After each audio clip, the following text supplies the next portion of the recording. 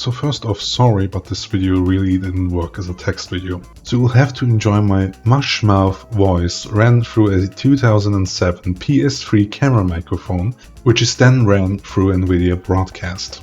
Also, two other things before we get started. Firstly, this is mostly only going to help you with last exceptions that are caused by script mods. More specifically, script mod last exceptions that are caused right after updating your game. Last exceptions that are caused by CC, or generally everything within a package file, may be harder to detect through this and may require you to have some knowledge of Sims 4 Studio. Secondly, this program is not a replacement for beta exceptions. Beta exceptions is still the overall beta experience, as you get a summary of what might actually be wrong. LE formatter might work in cases in which beta exceptions won't generate a report for you, but it will just give you information that you then have to interpret yourself. However, you can use both at the same time, and in the cases where either of them is going to help you, you will still be much faster at finding out what is causing your LEs than if you had just done the 50-50 method. So when you download LE formatter, you'll probably get a zip file. I think you should probably be familiar with the format by now. I mean, you did mod the game enough to have problems. If not, I'd recommend 7-zip to extract the files, which I'm now going to do. Afterwards, just start LE formatter. On your first startup, Windows will annoy you with a smart screen. Just hit more info and then run anyway.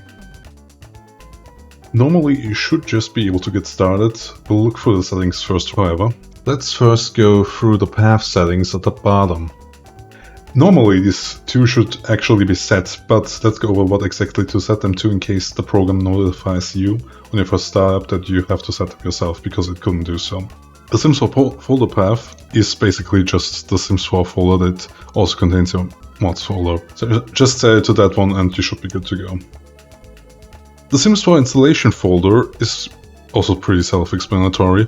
It's just the folder where your game installation is. Now for the actually important settings. Language you can change to whatever you want. I should note that as of the current release, they are AI translated, but I thought I'd at least offer the option to change it. Automatically open LE files. If enabled, you can let the program run and let the game generate LE files for you, and LE formatter will then automatically open the detected LE files that are new. Also, when starting a new game session, it will also automatically close all open LE files, just so you don't have old ones open. Bring to front on auto open. If you have a second monitor that you can move this program to, then I'd recommend turning this off. However, if you only have one monitor, like on a laptop, this setting, if enabled, will automatically push the window of the program in front of the game when it opens an LE file. This is so you don't have to check the program every 5 seconds if an LE file has already been detected.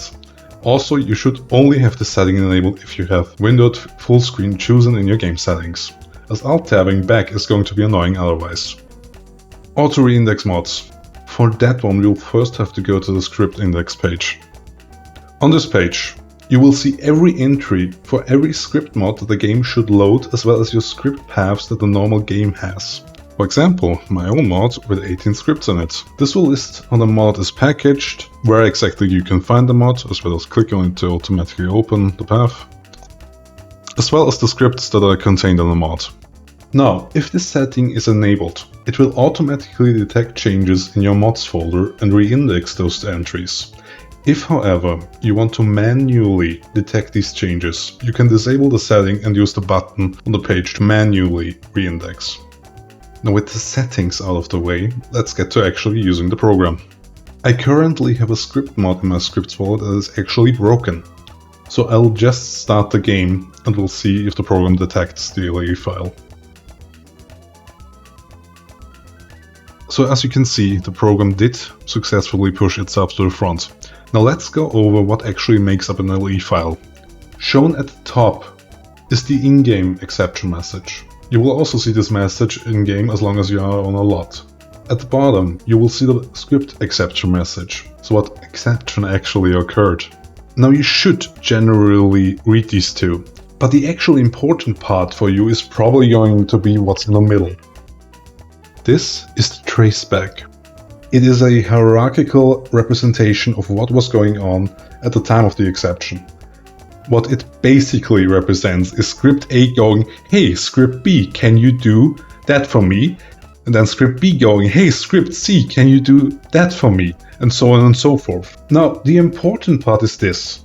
The closer to the bottom a script is in the traceback, the closer it was to the exception when it happened. As such, it is a good first indicator that if a mod is the bottommost one, that it may be the one causing an LE. This is not always going to be the case, as described in the Q&A linked here, that you should probably also read, because it covers some edge cases. But for last exceptions that are caused by game updates, it is a bit more likely because unexpected changes to base game scripts can affect mods very directly. Now, because we have our script index, the program can automatically associate certain scripts with certain mods. Let's double-click the row. This will open up where exactly the mod is, just as if we had done it through the script index. And in this case, because we don't have another LE file, I'm just going to delete the mod. Of course, you have to close the game before doing so. Now, because we only got a single exception, it was pretty easy to decide what to remove from our mods folder to see if we fixed our LE. However, if you have multiple LEs open, I would first look through each one of them before making an educated guess as to what to remove. With that done, we can now close our LE tab. You can hover over it to the close button and click that, or you can just middle mouse button click the tab to close it like a browser window. Now, I'm just going to quickly go over the manual functions if you don't want to let the program automatically open and close your LE files. Like the program says, you can just drag and drop LE files over it. If you want to load your available LE files in bulk, you can also just click this button and to delete them this one. Now, let's open our LE file one last time and then start the game, because I still want to show off the automatic closing that is also enabled with the auto open setting. As you can see, it closed the tab on its own. So with that said, thank you for watching, do check out the Q&A linked in the program, and this video will stop when we get to the main menu without any other LEs. So, goodbye.